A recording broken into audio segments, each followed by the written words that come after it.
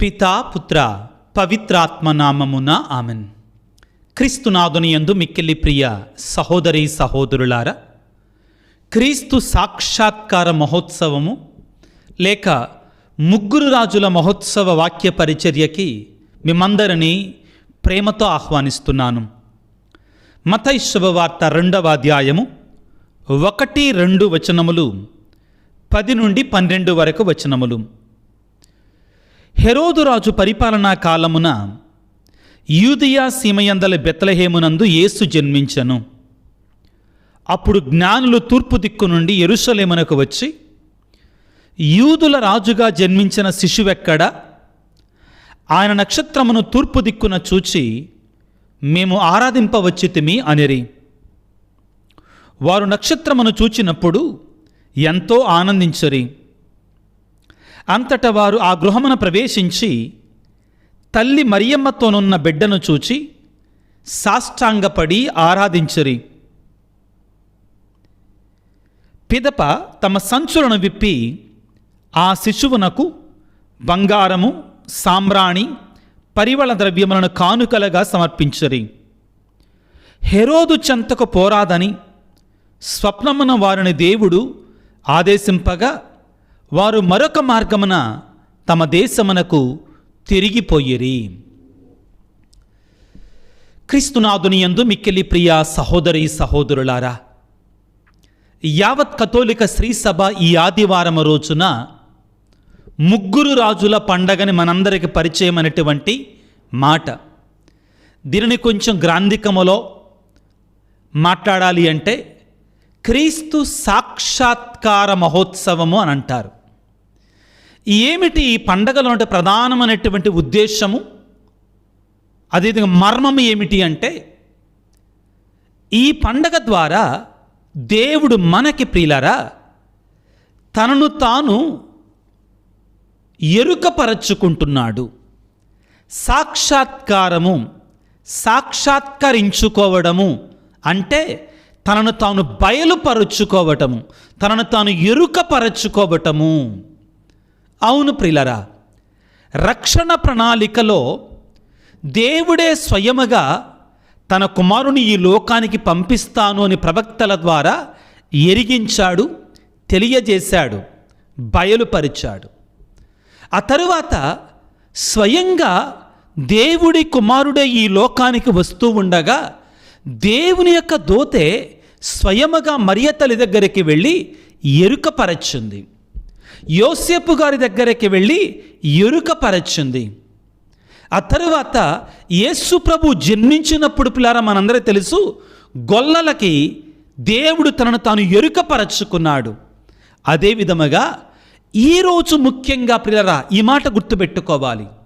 ఏమిటి అంటే, యూదులు కానటువంటి వారికి, అన్యులైనటువంటి వారికి, ఎక్కడో తూర్పు దేశంలో ఉన్నటువంటి, తూర్పు దిక్కున ఉన్నటువంటి జ్ఞానులకి దేవుడు ఒక నక్షత్రం ద్వారా తన కుమారుడు పుట్టాడు అని, లోకరక్షకుడు పుట్టాడు అని, మెస్సయ్య పుట్టాడు అని ఎరుకపరచుకున్నాడు. ఇదిగో నేను నూతన సంవత్సరం దేవుని యొక్క వాక్యాన్ని బోధించటానికి, అదేవిధంగా నూతన సంవత్సర అర్ధరాత్రి పూజ సమర్పించటానికి హైదరాబాదులో ఉన్నటువంటి బండ్లగూడ విచారణలో డాన్ బోస్కో ఫాదర్స్ నడిపిస్తున్నటువంటి డాన్ బోస్కో పుణ్యక్షేత్రంలో ఆ పూజను చేయటానికి వెళ్ళాను ప్రియులారా.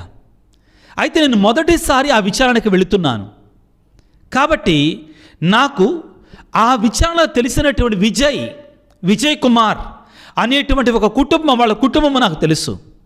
నేను వస్తున్నానని తెలిసి ఆ విజయ్ కుమార్ గారు నాకు ఫోన్ చేసి, ఫాదర్ మీరొక్కసారి మా ఇంటికి రండి ఫాదర్, మా ప్యారిష్లో అనౌన్స్ చేస్తారు మీరు వస్తున్నారని ఆయన నన్ను అడగటం జరిగింది.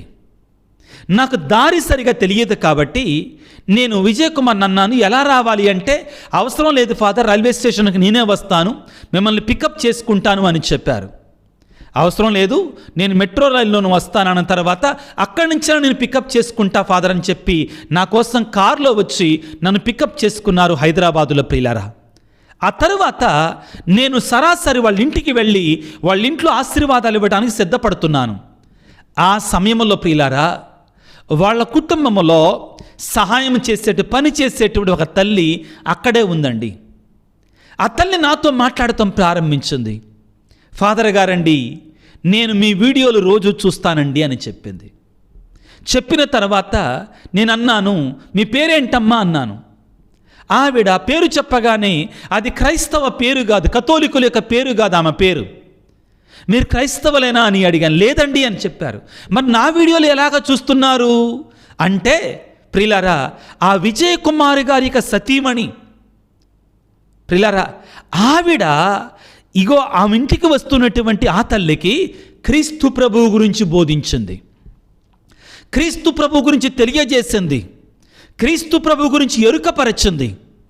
ఎరుకపరచటం మాత్రమే కాదు, ఇదిగో ఈ ఫాదర్ గారు చెప్పేట వాక్యం నీకు ఈజీగా అర్థమవుతుంది కాబట్టి ఆయన వాక్యాన్ని వింటూ ఉండు అని చెప్పి ఆవిడకి నా యొక్క వీడియోలు ఆవిడకి షేర్ చేయటం మొదలుపెట్టింది.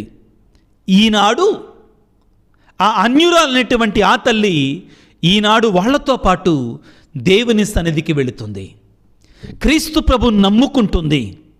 ప్రియులారా, ఇక్కడ మనందరం గమనించాల్సింది ఏమిటి అంటే, అదిగో ఆ తల్లికి ప్రభు అంటే ఎవరో తెలియనటువంటి తల్లికి, ఆ అన్యురాలుగా ఉన్నట్టు ఆ తల్లికి ఇదిగో విజయకుమారి గారి యొక్క కుటుంబము ద్వారా యేసు ప్రభు తనను తాను బయలుపరుచుకుంటున్నాడు, ఎరుకపరుచుకుంటున్నాడు. పిల్లారా, ఇదిగో ఈనాడు మన ముగ్గురు రాజుల పండగని, క్రీస్తు సాక్షాత్కార మహోత్సవాన్ని కొనియాడుకుంటుండగా మనందరం మొట్టమొదటిగా గుర్తుంచుకోవాల్సిన సత్యం ఏమిటి అంటే, దేవుడు ప్రియులారా అందరూ రక్షించబడాలని కోరుకుంటాడు. ఏ ఒక్కరు కూడా నాశనము చెందకూడదని కోరుకుంటాడు. అందరూ తనను గురించి తెలుసుకోవాలి, తన ప్రేమను గురించి తెలుసుకోవాలి, తన యొక్క రక్షణ గురించి తెలుసుకోవాలి అని తాపత్రయపడేటువంటి దేవుడు పిల్లారా, అందరూ రక్షించబడాలి, ఏ ఒక్కడు నాశనము కావటం దేవుడికి ఇష్టం లేదు. ఈ ప్రయత్నములో దేవుడే తనను తాను ఎరుకపరచుకుంటూ ఉంటాడు. మనందరము కూడా తిమోతికి రాసిన మొదటి లేఖ 2వ అధ్యాయములో ఈ సత్యాన్ని మనం స్పష్టంగా తెలుసుకుంటాం. ప్రియులకు దేవుని బిడ్డలారా, తిమోతికి పౌలు గారు ఈ విషయాన్ని దేవుని మాటలుగా తెలియజేస్తాడు. పౌలు తిమోతికి రాసిన మొదటి లేఖ 2వ అధ్యాయము 3వ వచనము ఈ విధంగా ఉంటుంది. ఇది ఉత్తమమును మన రక్షకుడకు దేవునికి ఆమోదయోగ్యమైనటువంటిది, మానవులందరూ రక్షించబడవలననియు సత్యమును తెలుసుకొనవలననియు దేవుని యొక్క అభిలాష, దేవుని యొక్క కోరిక. ప్రియులారా, దేవునికి ఒక కోరిక ఉంది. ఏమిటి ఆ కోరిక? జాగ్రత్తగా ఆలకించండి. మానవులందరూ రక్షించబడాలి, అందరూ సత్యమును తెలుసుకోవాలి. ఏమిటి ఆ యొక్క రక్షణ ఏ విధంగా పొందుకుంటారు? ఏమిటి ఆ సత్యం అంటే ఏమిటి? దేవుడు లోకాన్ని ఎంతో ప్రేమిస్తున్నాడు, సకల మానవాళిని ప్రేమిస్తున్నాడు.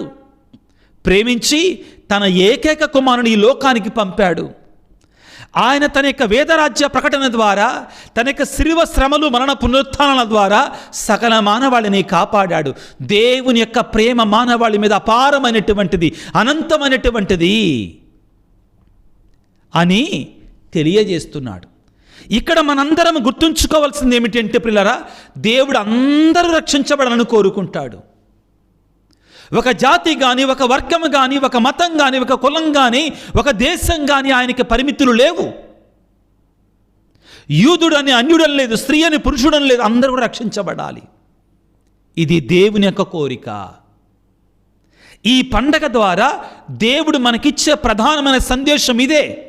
అన్యులైనటువంటి ఈ జ్ఞానులు, ఎక్కడి నుంచో యోదయేతరులైనటువంటి వారికి దేవుడే స్వయంగా ఒక నక్షత్రాన్ని వారికి సూచనగా పంపించి వారిని అక్కడి నుంచి రప్పించి తన కుమారుని పరిచయం చేయటం అంటే ఏమిటిది? దేవుడు అందరూ రక్షించబడాలని కోరుకుంటాడు.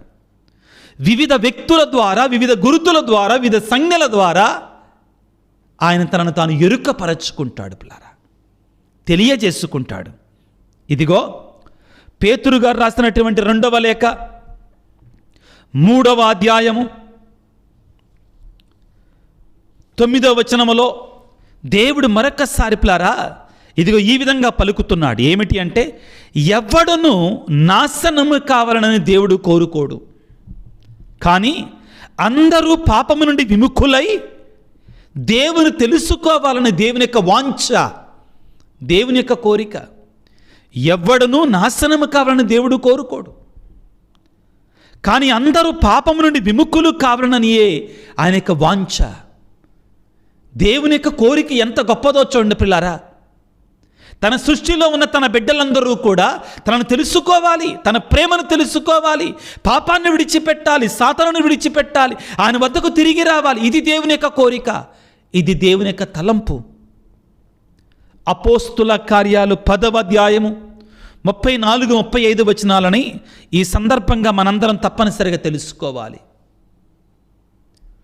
కొర్నేలి అనేటువంటి ఇటలీ దేశపు దళాధిపతుడు ఒకడున్నాడు, దళానికి అధిపతి. ఈ యొక్క సన్నివేశాన్ని మనం అపోస్తుల కార్యాలు 10వ అధ్యాయం మనం చదువుకుంటాం. కైసరియా పట్టణములో ఉన్న ఇటాలియా పటాలమునకు దళాధిపతి అయిన కొర్నేలియను ఒకడున్నాడు. ఆయనకు ఒక దర్శనం వచ్చింది. పేతురు గారి దగ్గర కబురు పంపించాడు సేవకుణ్ణి, నా ఇంటికి రమ్మన్నాడు. అయ్యా, నాకు ప్రభువు గురించి బోధించమన్నాడు. ప్రియులారా, ఆ సందర్భంలో ఆ కుటుంబం రక్షణ పొందినప్పుడు పేతురు గారు పలికిన మాటలు ఈ సందర్భంగా మనం జ్ఞాపకం చేసుకోవాలి. అపోస్తుల కార్యాలు 10వ అధ్యాయం 34వ వచనం నుంచి చదువుతున్నాను. అంతటా పేతురు ఇట్లు ప్రసంగింపనారంభించను, దేవుడు ఎట్టి పక్షపాతము లేక అందరినీ సమదృష్టిలో చూచునని నేను ఇప్పుడు అర్థం చేసుకున్నాను. పేతురు గారు అంటున్నారు, రక్షణ విషయంలో యూదుల కోసం మాత్రమే, రోమీల కోసం మాత్రమే అని లేదండి, సకల మానవాళి కూడా రక్షించబడాలని దేవుడి కోరిక, దేవుని యొక్క తలంపు. ఏమంటున్నాడు?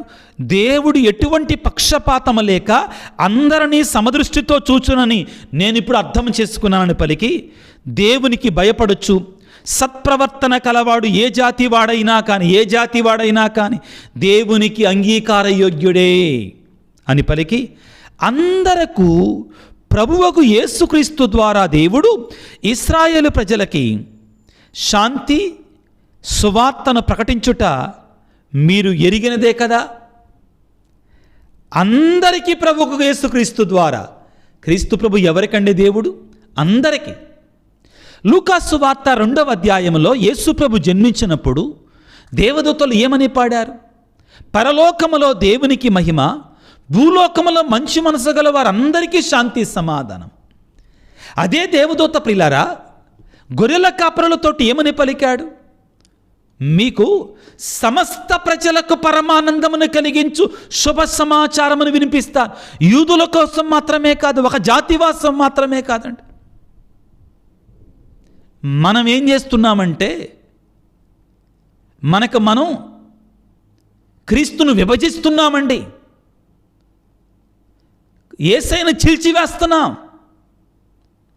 కులాల పేరిట, వర్గాల పేరిట, జాతుల పేరిట ఈ సంఘములో, ఈ యేసయ్య స్థాపించిన సంఘములో ఇంకా తరతమ భేదాలను సృష్టిస్తున్నాం. నావాడు వాడు కావాలి, నావాడు వీడు కావాలని మనం తయారు చేస్తున్నామండి. పోటీలు పెరిగిపోతున్నాయి. ఇంటి పేరటని, ఒంటి పేరటని, గట్టు పేరటని, కులం పేరటని మనం చీలుస్తున్నామండి. కానీ దేవుడు ఏమంటున్నాడు? అందరూ నా బిడ్డలే, అందరూ రక్షించబడాలి, అందరూ నా దగ్గరికి రావాలి. ప్రియ దేవుని బిడ్డ, దేవుని యొక్క కోరిక అందరూ రక్షించబడాలి. తనను తాను ఎరుకపరచుకుంటాడు. ఆయన ఎరుకపరచుకోకుండా మనం దేవుని తెలుసుకోలేం. ప్రియులకు దేవుని బిడ్డలారా గుర్తుంచుకోండి. ఈనాడు రెండవ ముఖ్యమైన అంశం ఏమిటి అంటే, ఎవరైతే ఆయనను ఎతుకుతారో ఆయన తనను తాను బలిపరుచుకుంటాడు. ఆయనను ఎతికే వారికి ఆయన దొరికే దేవుడు. పిల్లారా, ఎతికే వారికి ఆయన దొరికే దేవుడు. ముగ్గురు జ్ఞానులు దేవుణ్ణి వెతికేటువంటి వారు, దేవుడి కోసం చూసేటువంటి వారు. వాళ్ళల్లో ఆ వెతుకులాట ఉంది దేవుడి కొరకై. ఆ గాలింపు ఉంది దేవుని కొరకై, నీలో ఉందా? క్రైస్తవుణ్ణని చెప్పుకొని జ్ఞానస్నానం పొందుకొని నీలో ఉన్న విశ్వాసాన్ని నిద్రాణమైనటువంటి దశకు తీసుకొని వెళ్ళావా? నులివెచ్చనితనంతో జీవిస్తున్నావా? లేకపోతే నీలో ఆ వెతుకులాట ఉందా దేవుని కొరకై? అది లేకపోతే ప్రయోజనం లేదు. అది లేకపోతే ప్రయోజనం లేదు. ప్రియులకు దేవుని బిడ్డలారా, ఇదిగో ఇర్మియా గ్రంథము 29వ అధ్యాయం 13వ వచనములో దేవుడు అంటున్నాడు చాలా చక్కగా, ప్రియులారా, హృదయపూర్వకముగా నన్ను వెతుకు వారికి నేను దొరుకుతాను అన్నాడండి. నీ హృదయములో ప్రభువు కొరకై తపనతో గాలిస్తున్నావా? ఎక్కడ దొరుకుద్ది యేసయ్య యొక్క సాన్నిధ్యం, ఎక్కడ దొరుకుతుంది యేసయ్య యొక్క వాక్యం అనేటువంటి ఆ వెతుకులాట, పరుగు నీలో ఉందా? ఆత్మ పరిశీలన చేసుకో. మత్తయి శుభవార్త 7వ అధ్యాయం 7వ వచనములో, అడుగుడి మీకు ఇవ్వబడును, తట్టుడి మీకు తెరవబడును, వెదకుడి మీకు దొరుకును అన్నాడు. ఏం వెతకాలి? ఏం అడగాలి? అక్కడ అంటారు పిల్లారా, మొదట మీరు, చాలా చక్కని మాట, సందర్భంగా మాటను మనం చదువుకోవాలి. మత్తయి శుభవార్త 6-7 అధ్యాయాలలో నువ్వు దేనికోసం వెతకాలి, దేనికోసం అడగాలి? 6వ అధ్యాయంలో 33వ వచనంలో పిల్లారా, మొదట ఆయన రాజ్యమును నీతిని వెదకాలి, అప్పుడు అవన్నీ మీకు అనుగ్రహించబడును. మొదట ఆయన రాజ్యమును నీతిని వెదకండి. దేవుడు మీకు దొరికే దేవుడు. నువ్వు వెతకకుండా కుదరదో. క్రైస్తవునని చెప్పుకొని, జ్ఞానస్థానం పొందానని చెప్పుకొని నులివెచ్చనితనముతో బ్రతుకుతున్నావంటే నీలో ఆ కోరిక లేదు, దేవుని మీద ఆ ఆశ లేదు. ఆశ గుణ ప్రాణమును తృప్తిపరిచేటువంటి వాడు దేవుడు. 3 జ్ఞానులు ప్రియులారా శ్రమ కోర్చారు, దూర ప్రయాణం చేశారు, అంటి పెట్టుకొని ఉన్నారు ఆ నక్షత్రాన్ని, విడిచిపెట్టలా, పరిగెట్టారు ప్రభువు కొరకై, వెతుకులాడారు ప్రభువు కొరకై. ఆ హృదయములో తపనుంది దేవుని కొరకై. మనవి ఆరిపోయిన దీపాలు. సామెతల గ్రంథము 8వ అధ్యాయం 17వ వచనములో, నన్ను వెతుకువారు నన్ను కనుగొంటారు అంటున్నాడు దేవుడు. నన్ను వెతికేవారు నన్ను కనుగొంటారు అని పలుకుతున్నాడు పిల్లారా. బైబిల్ గ్రంథంలో పిల్లారా అనేక సందర్భాలలో మనం చూస్తాం. ఏమిటి? అన్యులు దేవుని తెలుసుకోవడం, దేవుడి దగ్గరకు వచ్చి గొప్ప ఆ విశ్వాసాన్ని చూపించటం. కొన్ని చోట్ల నేను చూస్తుంటానండి, అన్యులైనటువంటి వారు నా దగ్గరకు వచ్చి వాళ్ళల్లో ఉండే భక్తి, వాళ్ళల్లో ఉండే విశ్వాసం, ప్రార్థన చేయమన్నప్పుడు ఎంత వినమ్రంగా ఉంటారు. నేర్చుకోవాలి మనం. ఈ సందర్భంగా ప్రియులారా మనందరం గుర్తు చేసుకోవాలి. యెరూషలేము దేవాలయములో వృద్ధుడైనటి సిమియోనుడు పలికిన మాటలు. యేసు ప్రభు ఎవరంట? యేసు ప్రభు గురించి ఆయన ఒక ప్రవచనం పలుకుతాడు. జాగ్రత్తగా ఆలకించండి. ఆ చిన్నారి బాలయేసును తన చేతుల్లోకి తీసుకున్నాడు సిమియోనుడు అనేటి ప్రవక్త. లూకాసు వార్త 2వ అధ్యాయం 29వ వచనంలో ఈ విధంగా పలుకుతున్నాడు, ప్రభువా నీ మాట ప్రకారం ఈ దాసునికి సమాధానముతో నిష్క్రమింపనిమ్ము అని పలికి, ప్రజలందరి ఎదుట నీవు ఏర్పాటు చేసిన రక్షణ నేను కనులారా గాంచితనని పలికి, ఇది అన్యులకు మార్గదర్శకమగు వెలుగు. యేసుప్రభు ఏ వెలుగట? అన్యులకు కూడా మార్గదర్శకమగు వెలుగు. నీ ప్రజలకు, ఇజ్రాయేలులకు మహిమను చేకూర్చే వెలుగు. యేసుప్రభు అన్యులకు, అందరికీ కూడా ఆయన వెలుగు, లోకమునకు వెలుగు ఆయనే. ఒకరికి పరిమితమైనటువంటిది కాదు యేసయ్య రక్షణ. క్రీస్తు సాక్షాత్కార మహోత్సవము అంటే యేసయ్య తనను తాను ఎరుకపరచుకుంటున్నాడు. ఎవరైతే ఆశగుణ ప్రాణముతో ఉంటారో. అయితే ప్రియులారా, ఇక్కడ నీవు నేను కూడా ఆ నక్షత్రంలాగా పనిచేయాలి. దేవుడు ఒకవేళ నిన్ను వాడుకుంటాడేమో ఇతరులను దేవుడి దగ్గరికి రప్పించడానికి. సౌలుని పౌలుగా మార్చి ఎంతోమందిని విశ్వాసులుగా మార్చటానికి, యేసయ్యని తాను తెలియపరచుకోవటానికి పౌలుని ఒక అపోస్తులుడిగా వాడుకున్నాడు. నిన్ను కూడా నీ స్థాయిలో నీ కుటుంబం ద్వారా ఒకళ్ళిద్దరికి క్రీస్తుని గురించి బోధించు. నేను మొన్న హైదరాబాదు వెళ్ళినప్పుడు ఆ విజయ్ కుమార్ కుటుంబం ఏ విధముగా వాళ్ళల్లో మన విశ్వాసాన్ని, ప్రేమతో వాళ్ళ దగ్గర పనిచేస్తున్న ఆ తల్లిని చూడటం మాత్రమే కాకుండా ఆ యేసు ప్రభు యొక్క విశ్వాసాన్ని ఆ తల్లికి అందించారు. ఈరోజు ఎంత గొప్ప విశ్వాసం అండి ఆ తల్లిలో నేను చూశాను. ఎంత గొప్ప నమ్మకం అండి. నీవు యేసయ్య తనను తాను ఇతరులకి సాక్షాత్కరించుకోవటానికి నువ్వు ఒక నక్షత్రంలాగా పనిచేయాలి.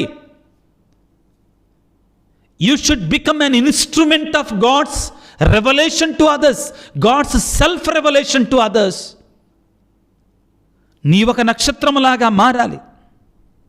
ప్రియులారా, ఎవరైతే ప్రభువు కోసం వెతికారో వాళ్ళు నిరాశ చెందలా.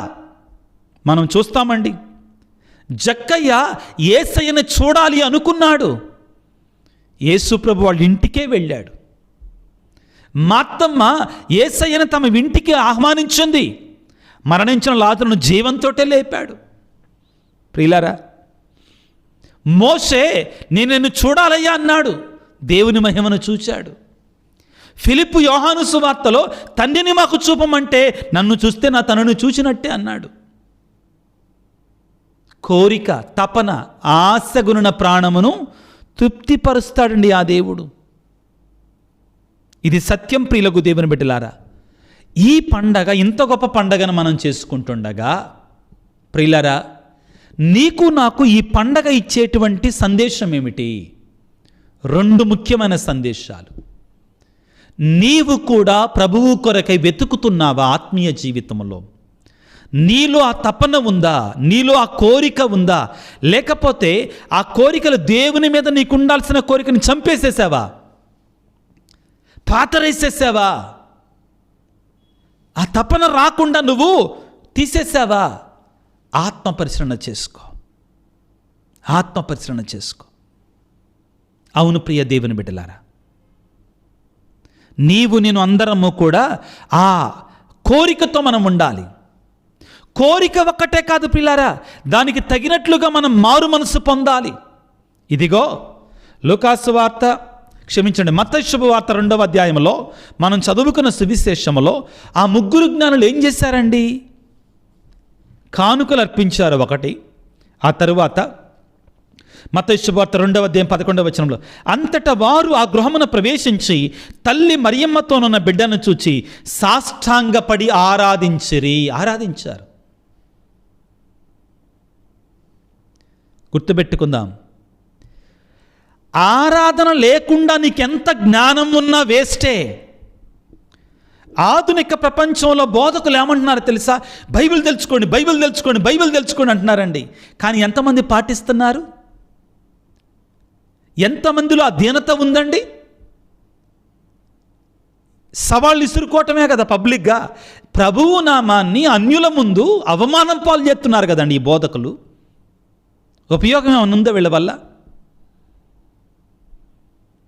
ఒక ఆయన చూశాను నేను పబ్లిక్గా వీడియోలో, రా వాక్యం ద్వారా నిన్ను కడిగేస్తారా, నిజం ఇవన్నీ ఎందుకండి పబ్లిక్గా? బోధకుల మధ్యలో వినయం లేనటువంటి వాళ్ళు కొంతమంది ఈ వీడియోల ద్వారా, కాంట్రవర్సీ ద్వారా ఫేమస్ అయిపోవాలనుకుంటారు. అంతే. వినయమేది నీలో? దీనతేది నీలో? యేసు ప్రభు స్వరూపాన్ని పట్టుకొని ఇదేంటో తెలుసా మీకు? నాకు తెలియదు. కాంట్రవర్సీస్, తను ఫేమస్ కావటం కోసం. ఇంకా ఏంటి? యేసుమాలంట, తపస్కాలం అంట. అసలు క్రిస్మస్ పండగ చేసుకోకూడదని చెప్పాడండి ఆయన ఒకప్పుడు. మళ్ళీ ఆయన అందరి దగ్గరికి వెళ్ళి క్రిస్మస్ ఇది ఇస్తారు. కథోలిక సిద్ధాంతాలు కావాలి, కథోలికుల యొక్క పండగలు కావాలి, కథోలికులు కనిపెట్టినటువంటి కథోలికులు ఆత్మీయంగా వాళ్ళు చేసుకునేటువంటి అన్నీ కావాలి. కానీ వీళ్ళు మాత్రం క్రిటిసిజం మాత్రం వీళ్ళ మీద చేస్తారు. ఏ విధంగా ఉంటుందండి వీళ్ళ వస్త్రధారణ? టీషర్ట్లు వేసుకొని దాని మీద కోట్లు వేసుకొని వస్తారండి. పౌలు గారు అంటారు తిమోతితోటి, నువ్వు చిన్నవాడవైనా కానీ నువ్వు ఒక మాతృకగా ఉండమంటారు. క్రిటిసిజం ఊరికే చేయట్లేదండి. కానీ ఏం జరుగుతుంది ఆధునిక ప్రపంచంలో? ముగ్గురు జ్ఞానులకి జ్ఞానం మాత్రమే లేదండి, వాళ్ళలో దీనత ఉంది ప్రియులారా, తగ్గింపు ఉంది ప్రియులారా. ప్రియ సహోదరి సహోదరుల, ఏం చేశారు ముగ్గురు జ్ఞానులు కూడా? యేసయ్యని సాష్టాంగపడి ఆరాధించారు వారు. నీవు నేను కూడా ప్రభువును ఆరాధించాలి, యేసయ్యను ఆరాధించాలి. ఇందాక అన్నాను కదా, యేసుమాలను ఎగతాళి చేస్తున్నాడు కదా. ఆ మహాజ్ఞానికి పౌలు గారు దీక్ష తీసుకున్నారని తెలియదా? ఒకసారి కదా 2 సార్లు దీక్ష తీసుకున్నారని తెలియదా? ఆయన తలక్షౌరం గుండు కొట్టించుకున్నారని తెలియదా ఆయనకి? జ్ఞానం ఉండి కూడా అజ్ఞానుడిగా మాట్లాడుతూ ఉంటాడు. ఈ మధ్యకాలంలో విచిత్రంగా యేసుప్రభుకి దివ్యమైన స్వరూపాన్ని చూపిస్తూ ఈయనెవడో నాకు తెలియదు అన్నాడు. నీకుంటుంది ఖచ్చితంగా. దేవుడు తన నామాన్ని అవమానపరిచేటువంటి వాడిని విడిచిపెట్టడు. గర్వంతో విర్రవేగకు దేవుని విషయంలో. ముగ్గురు జ్ఞానులు వినయాన్ని కలిగి దీనతతో ప్రియులరా సాష్టాంగపడి ఆరాధించారు. నీలో నాలో ఈ వినయం ఉందా? చివరిగా ముఖ్యమైనటువంటిది ప్రియులారా, ఈ ఆధునిక ప్రపంచంలో లోకానికి నీవు ఒక ధృవతారగా ఉండాలి, ఒక నక్షత్రంలాగా ఉండాలి. ఏ రీతిగానైతే వారికి ఆ నక్షత్రం యేసేను చూపించిందో నీవు కూడా 10 మందికి యేసేను చూపించాలి. నీ జీవితం ద్వారా, నీ బ్రతుకు ద్వారా, నీ ప్రార్థనా జీవితం ద్వారా, నీ నిజాయితీ ద్వారా. మదర్ తెరేసా ఏం ప్రసంగాలు చెప్పిందండి? అవును, మదర్ తెరేసా ఎవరిని సవాలు చేసింది? ఆమె ద్వారా, ఆమెను చూసి ఎంతోమంది, ఆమెను చూసి క్రైస్తవులైనటువంటి వారు కోకొల్లలు. ప్రియులకు దేవుని బిడ్డలారా, ఇంత గొప్ప పండగ చేసుకుంటుండగా మనందరం ప్రార్థన చేయాలి. భారతదేశంలో యేసయ్య ప్రేమ చాటబడాలి, ఆ నిజమైన దేవుని తెలుసుకోవాలని, నిజ దేవుని చెంతకు రావాలని ఆయన తనను తాను ఎరుకపరచుకుంటున్నాడు. ఈ ఎరుకపరచుకునే ప్రక్రియలో ఆయన కొన్ని సాధనాలు కావాలి. ఒక పౌలు కావాలి, ఒక లోయోలా ప్రియన్యాసి కావాలి, ఒక జాన్ మరియ వియానీ కావాలి, ఒక డాన్ బోస్కో కావాలి, ఒక అసిసిపుర ఫ్రాన్సిస్ కావాలి. ప్రియులారా, నీవు కూడా యేసయ్యకు కావాలి. ఆ నిజదేవుని మనందరము కూడా ఈ క్రీస్తు సాక్షాత్కార పండగ రోజున 10 మందికి తెలియజేద్దాం. నా జీవితంలో జరిగిన సంఘటన చాలు చెప్పటానికి. అటువంటి మంచి మనస్సును మనకి ఇవ్వమని వేడుకుందాం. అయితే ఇక్కడ మనం గుర్తుంచుకోవాలి పిల్లరా, ఊరికే దొరకడం యేసయ్య. మనలో ఆ కోరిక ఉండాలి, ఆ శ్రమ తీసుకోవటానికి మనం సిద్ధంగా ఉండాలి. వాళ్ళ పేర్లు ఏంటండి? కస్పరు, మెల్కియరు, బల్తజారు. ఇవి బైబిలేతర గ్రంథాల ద్వారా మనకు తెలుస్తున్నాయి. ఏమేం కానుకలు సమర్పించారు వారు? బంగారము, సాంబ్రాణి, పరిమళ ద్రవ్యం. బంగారము రాజుకు గురుతు, యేసు ప్రభు నిజంగానే రాజులకు రాజు. సాంబ్రాణి దేవునికి వేస్తాం. ఆ సాంబ్రాణి ప్రియులారా నిజదేవుడు యేసయ్యను సూచించటానికి గురుతుగా ఉంది. ముచ్చటగా 3వది ఏమిటి ప్రియులారా? పరిమళ ద్రవ్యము. పరిమళ ద్రవ్యం అనేటువంటిది యూదుల సంప్రదాయం ప్రకారం చనిపోయినటువంటి వారికి ఎంబామింగ్ చేయటానికి రాస్తారు. యేసు ప్రభు ఒక బాధామయ సేవకుడు అని తెలియజేస్తుంది ప్రియులారా ఈ పండగ. తనను తాను బయలుపరచుకున్నటువంటి ఆ దేవుణ్ణి ప్రార్థన చేసుకుందాం. ఆ ముగ్గురు జ్ఞానులను ఏ విధంగా దీవించి నిజమైన సంతోషాన్ని వారికి ప్రసాదించారో అటువంటి సంతోషాన్ని మనకి ఇవ్వమని వేడుకుందాం. గుర్తుపెట్టుకోండి పిల్లారా, ఏమని చెప్తుంది వాక్యం? మత్తయి శుభవార్త 2వ అధ్యాయము 12వ వచనములో, హేరోదు చెంతక పోరాదని స్వప్నమున వారిని దేవుడు ఆదేశింపగా వారు మరొక మార్గమున తమ దేశమునకు తిరిగిపోయి. ఎవరైతే యేసయ్యను కలుసుకుంటారో, ఎవరైతే యేసయ్యను తెలుసుకుంటారో వారి జీవితాలు అంతకుముందున్నటువంటి దారిలో వెళ్ళవు, నూతనమైన మార్గంలో వెళతాయి. వారు వచ్చిన దారిలో వెళ్ళదా, పాత దారిలో వెళ్ళాలా, రోత దారిలో వెళ్ళా, నూతనమైన దారిలో వెళ్ళారు. నూతన సృష్టిగా మారతాము. ప్రభువుని వేడుకుందాం తలలు వంచి. అటువంటి నూతన సృష్టులుగా మనల్ని మార్చమని, తన దీవెనలు మనకు అనుగ్రహించమని ప్రార్థించుకుందాం. సర్వశక్తిమంతుడా, సర్వోన్నతుడా, ప్రేమమయుడా, నీకు స్తోత్రాలు, వందనాలు. ఓ యేసు రాజా, ఈనాడు ముగ్గురు రాజుల పండగ, నీ సాక్షాత్కార మహోత్సవాన్ని కొనియాడుకుంటుండగా నిన్ను నీవు మాకు బయలుపరచుకున్నందుకు మీకు స్తోత్రాలు తండ్రి. నీ ప్రేమ, నీ కరుణ, నీ కటాక్షము, నీ కనికరము, నీ మన్నింపు ప్రభువా నువ్వు మాకు తెలియజేశావు నాయన. మీకు స్తోత్రాలు. మమ్ము ఆకర్షించి నీ నామంలో జ్ఞానస్థానం పొందుకొని రక్షణ పొందుకునే కృపను మాకు దయచేస్తున్నందుకు మీకు స్తోత్రాలు. ఓ దేవా, ఇదిగో నా ప్రభువా, నీ ద్వారానే నిజమైన రక్షణ, నీవు మాత్రమే నిజమైన దేవుడవు అనే సత్యాన్ని మేము గ్రహించి ప్రభువా, నీ నామములో ప్రభువా మేము జీవించటానికి కావాల్సిన శక్తిని మాకు దయచేయండి. మా శక్తి మాకు చాలదు ప్రభువా, ఆత్మీయ జీవితాన్ని జీవించటానికి మా శక్తి మాకు చాలదు తండ్రి. అదే విధముగా ప్రభువా, ఇదిగో ఏ విధముగానైతే ఆ ముగ్గురు జ్ఞానులు నీ దగ్గరికి వచ్చి నిన్ను సాష్టాంగపడి ఆరాధించారు, నేను కూడా ఒక ఆరాధికుడుగా నన్ను దీవించండి నా తండ్రి. నిన్ను ఆరాధించే బిడ్డగా, నిండు హృదయముతో పూర్ణ మనస్సుతో నిన్ను ఆరాధించే బిడ్డగా మమ్మల్ని దీవించండి. ఆ ముగ్గురు జ్ఞానులు పొందుకున్న నిజమైన సంతోషం, ఆనందం మాకు కూడా దయచేయండి ప్రభువా. మేము కూడా నీకు సాక్ష్యం పలికేట నక్షత్రాలుగా, ఆ యొక్క ఇదిగో వాక్యములో పలికినట్లుగా ప్రభువా, ఆయన యొక్క నక్షత్రాన్ని చూసి వారు వచ్చారు ప్రభువా. మేము కూడా నిన్ను ప్రకటించేటువంటి నక్షత్రాలుగా మారినట్టుగా మమ్మల్ని దీవించండి. ఈ వాక్య పరిచయలో పాల్గొంటున్న బిడ్డలందరూ దీవించండి నాయన. అనారోగ్యంతో బాధపడుతున్నటువంటి వారిని గాయపడిన హస్తాలతో తాకి స్వస్థపరచండి. ప్రత్యేకమైన రీతిలో ఓ యేసు రాజా, ఇదిగో భార్యాభర్తల మొదల సఖ్యత, కుటుంబంలో శాంతిని, సమాధానాన్ని ఈ నూతన సంవత్సరంలో ప్రభుగా నీ యొక్క సమృద్ధి అయిన దీవెనలు మా మీద కుమ్మరింపచేయండి. వివిధ కోరికలతో, తలంపులతో మా కొరకు ప్రార్థించండి స్వామి.